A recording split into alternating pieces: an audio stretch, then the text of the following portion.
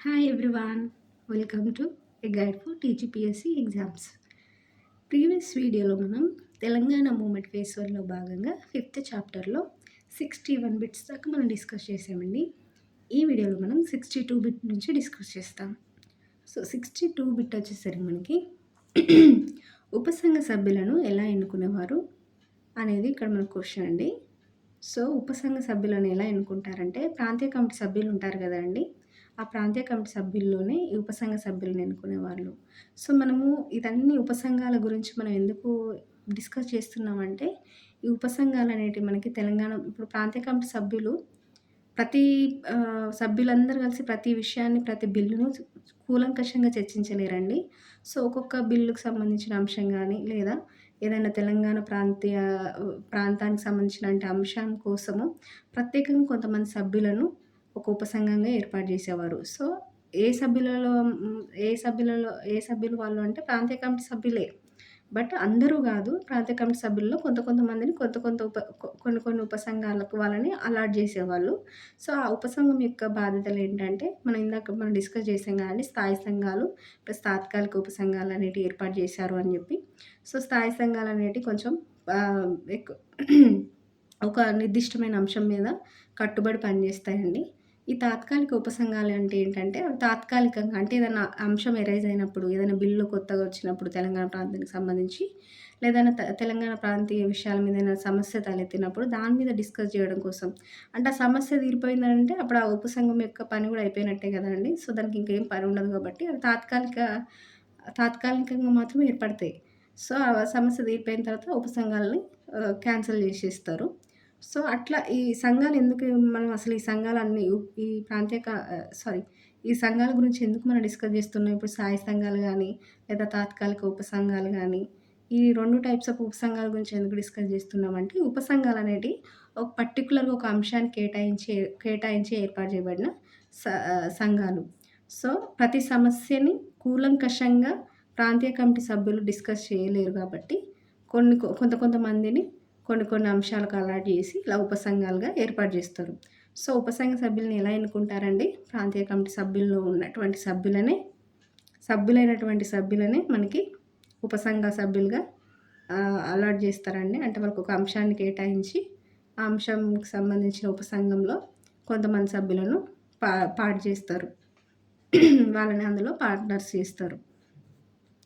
Next వచ్చేసరికి ప్రాంతీయ committee సభ్యులలో చైర్మన్‌ని ఎవరు ఎన్నుకుంటారంటే, ప్రాంతీయ కమిటీ చైర్మన్ ఎన్నుకుంటారండి.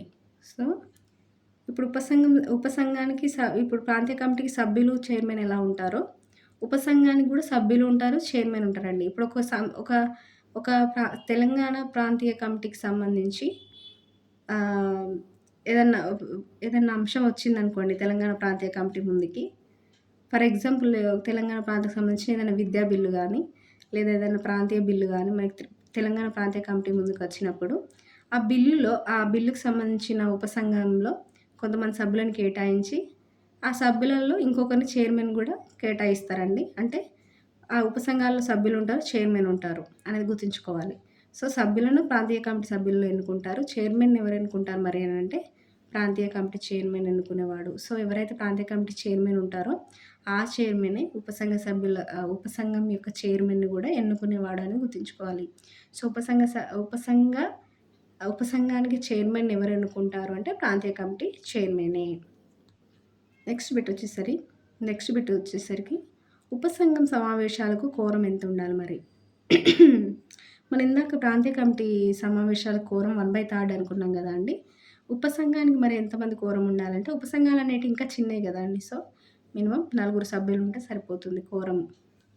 నెక్స్ట్ బిట్ వచ్చేసరికి ఉపసంఘం అధికారాలు.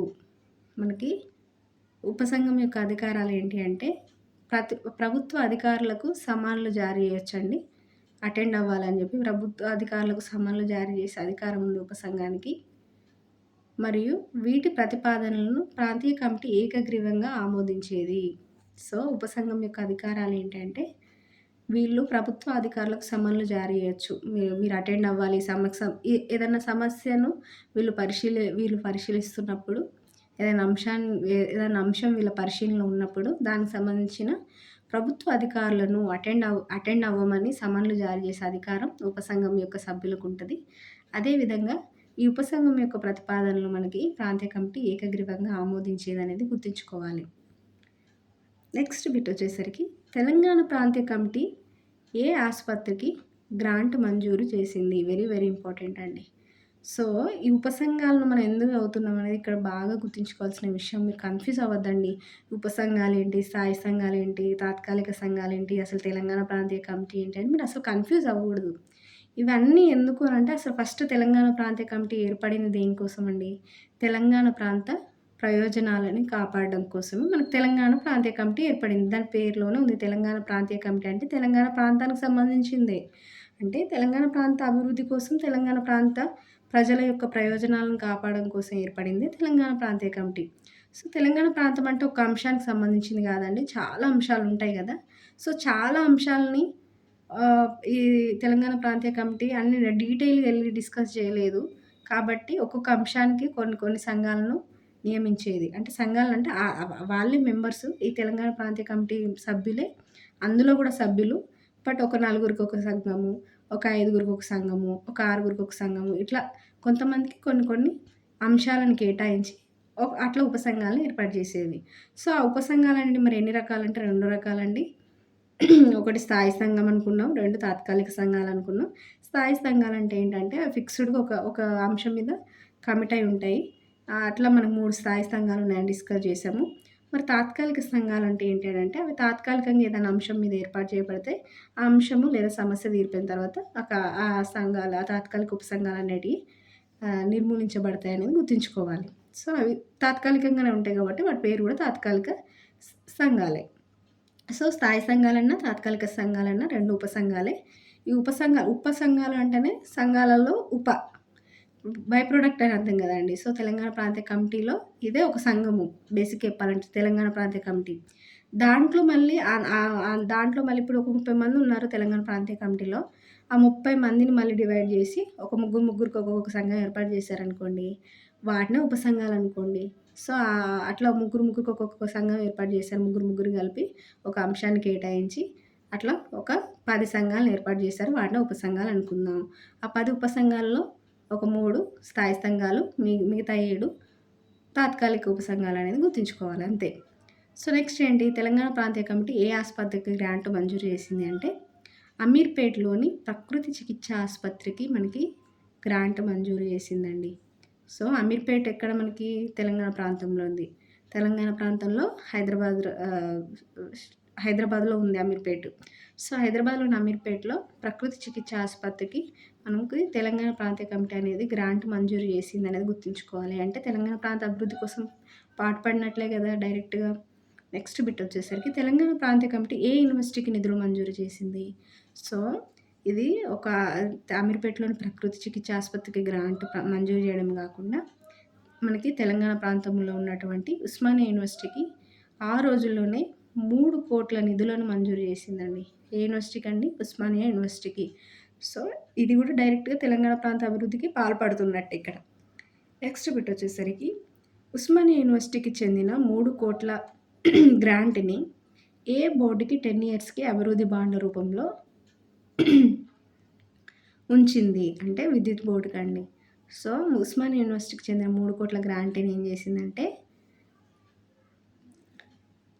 చేసిందంటే ఉస్మానియా యూనివర్సిటీ డెవలప్‌మెంట్ కోసం 3,00,00,000 గ్రాంట్స్‌ని రిలీజ్ చేసిందండి.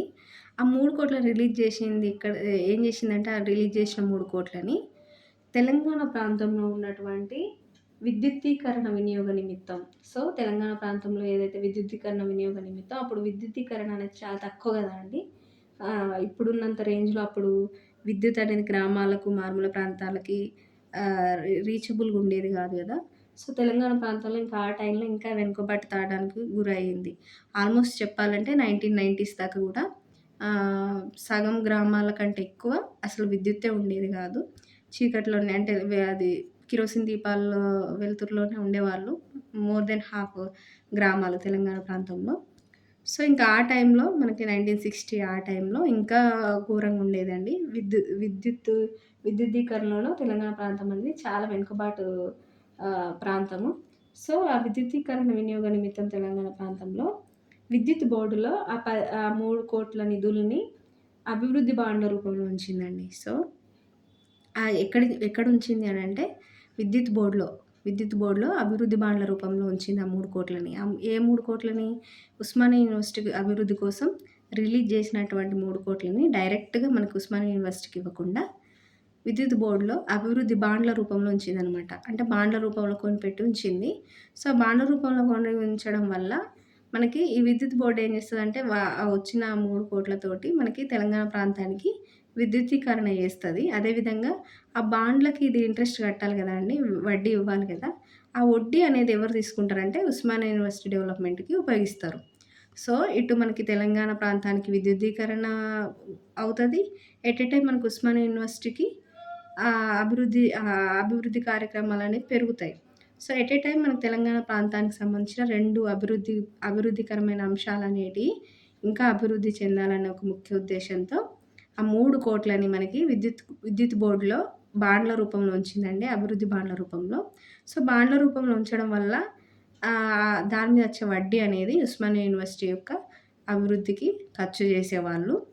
మరి ఆ డబ్బులు మనకి విద్యుత్ బోర్డ్‌లో ఎందుకు ఉంచిందంటే, విద్యుత్ బోర్డ్‌లో ఉంచడం వల్ల విద్యుత్ బోర్డ్ మనకి తెలంగాణ ప్రాంతానికి సంబంధించిన విద్యుదీకరణలో ఆ డబ్బులను వాడుకునేది. వాడుకున్నందుకు వడ్డీ ఇచ్చేది. ఆ వడ్డీ అనేది మనకు ఉస్మానియా యూనివర్సిటీకి ఉపయోగపడేదనేది గుర్తుంచుకోవాలి. నెక్స్ట్ బిట్ వచ్చేసరికి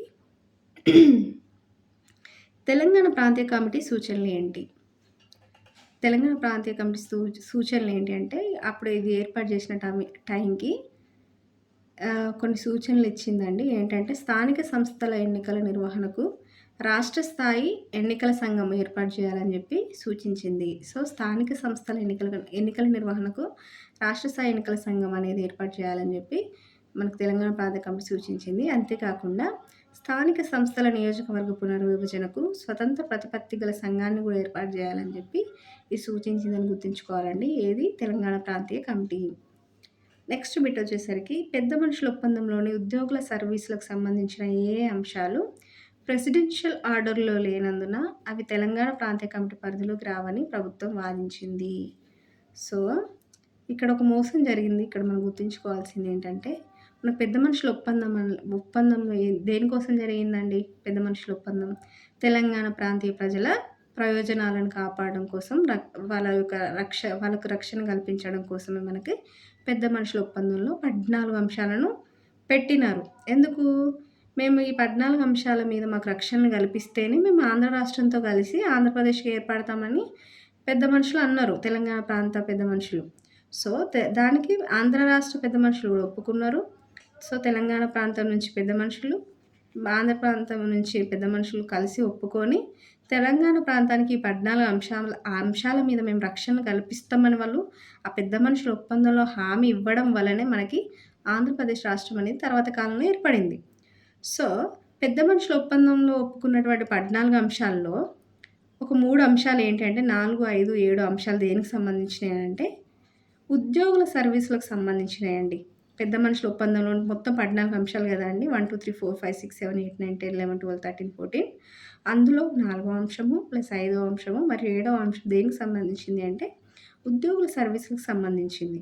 సో, ఈ 3 అంశాలని ఏది 4వ అంశం, 5వ అంశం, 7వ అంశం అయినటువంటి ఈ 3 అంశాలను ఏం చేశారు వీళ్ళు తెలివిగా పెద్ద మనుషుల ఒప్పందంలో ఉన్నటువంటి ఈ 3 అంశాలని ప్రెసిడెన్షియల్ ఆర్డర్‌లో మాత్రం తీసేశారండి.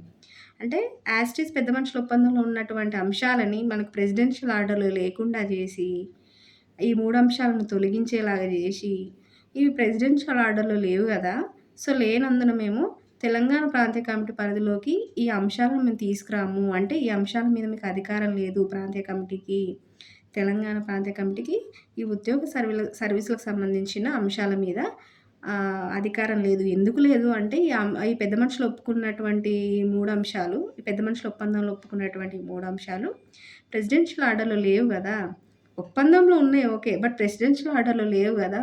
అందుకే మేము దీని మీద అధికారం మేము తెలంగాణ ప్రాంతీయ కమిటీకి ఇవ్వము అని జెప్పి రాష్ట్ర ప్రభుత్వం అప్పుడు వాదించిందండి. చూసారా మోసం ఇక్కడ? అంటే పెద్ద మనుషుల ఒప్పందంలోనే ఒప్పుకున్నారు. ప్రెసిడెన్షియల్ ఆర్డర్‌లో మాత్రం అవి లేకుండా చూసుకున్నారు. ఇట్లనే ముందు ఒప్పుకొని తర్వాత కిరికిరి పెట్టినారు. అందుకే గదండీ తెలంగాణ మాకు అసలు మీతో వద్దే వద్దు పొత్తు. మా తెలంగాణ మాకే గావాలని కొట్లాడింది. సో, ఇట్లా అనేక రకాలుగా మనకి మోసం జరిగింది తెలంగాణ ప్రాంత ప్రజలకి. సో, అందులో ఇదొకటి. నెక్స్ట్ బిట్ వచ్చేసరికి తెలంగాణ సెకండరీ స్కూళ్ళలో ఉద్యోగుల కొరత తీవ్రంగా ఉండడం వల్ల తెలంగాణ మిగులు నిధుల నుంచి ఉపాధ్యాయులను భర్తీ చేయమని ఈ సంవత్సరంలో సిఫార్సు చేసింది. ఎవరు సిఫార్సు చేశారండి? తెలంగాణ ప్రాంతీయ కమిటీ. అంటే ఇక్కడ మనం ఇవన్నీ ఎందుకు డిస్కస్ చేస్తున్నాం అంటే, ఈ తెలంగాణ ప్రాంతీయ కమిటీ ఏర్పడింది కదా! సో, తెలంగాణ ప్రాంతీయ కమిటీ ఏర్పాటు అనేది ఎంత ఇంపార్టెంటు. సో, అది ఎందుకు ఏర్పడింది? దాని ఇంపార్టెన్స్ ఏంటి అనేది మనకు తెలవాలంటే, అది చేసిన కార్యక్రమాలు ఏంటి? తెలంగాణ అభివృద్ధి కోసం అది చేసిన కార్యక్రమాలు ఏంటి అనేటివి మనం డిస్కస్ చేస్తున్నాం. దాని ఇంపార్టెన్స్ తెలుసుకోవడం కోసం. సో, తెలంగాణలో సెకండరీ స్కూల్‌లో ఉద్యోగుల కొరత ఎక్కువుందండి. తెలంగాణ ప్రాంతంలోని సెకండరీ స్కూళ్ళలో ఆ టైంకి. సో, ఉద్యోగుల కొరత ఎక్కువుండడం వల్ల ఈ తెలంగాణ ప్రాంతీయ కమిటీ ఏమని సూచించిందంటే, సెకండరీ స్కూళ్ళలో ఉద్యోగుల కొరత ఎక్కువుంది.